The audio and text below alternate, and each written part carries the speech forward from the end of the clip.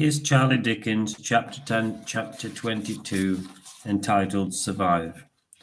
That night he rummaged in his suitcase, and to no surprise it was full of well-read Spider-Man comics, and he read until his dark thoughts went away, and then sleep came as a welcome relief. He passed the next few days as in a dream, a bad one. His mum, Jane, sank into the pages of her books, and she remembered when her husband had been a good man, when they had first met, and before drink had turned his heart to steel and turned him into a monster. Charlie kept seeing the coughing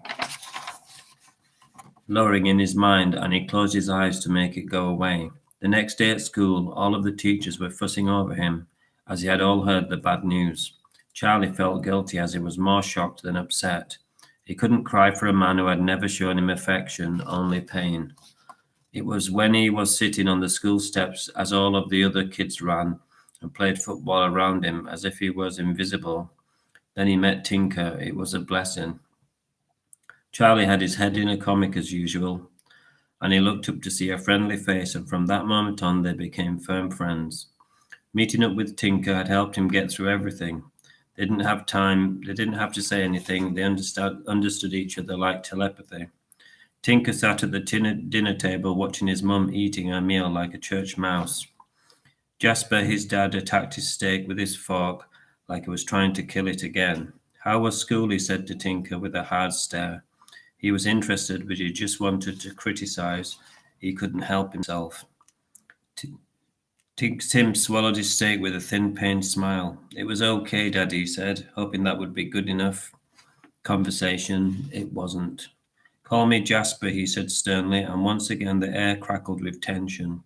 It was inevitable. Tell me more, Jasper said. Give me some details, he said forcibly. It was difficult for Tinker to elaborate, as he found school deadly dull. He had to pretend to be enthusiastic, which wasn't easy. Tinker was dreading his end-of-school reports, as he knew that Jasper would be taking his belt to him. This steak is very tough, Jasper said.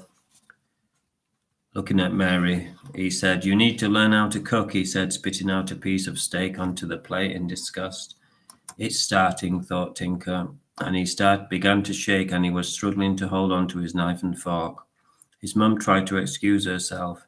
Sit down, he said, using all of the authority that he'd learnt in the Navy, but with none of the respect. I'll be seeing your grade soon, and don't you dare disappoint me, he said. I won't, said Tinker, trying his best to sound confident and sincere. He didn't see the hand that swept across the table, but he felt its sting. Address me properly, Jasper said. His dad still expected to be called Sir, even at home. His mum began to cry, but no tears fell. She was all out of tears.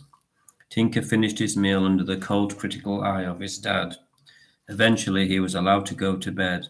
Tinker washed his face in the sink, but the red mark wouldn't go away. Tinker never told Charlie about his home life, as he didn't want to appear weak. He knew that Charlie needed him and that he relied upon him. That night, Tinker lay in bed, and he tried to remember when he was last happy, and he tried to remember a time when his parents didn't argue or fight. In fact, it was impossible.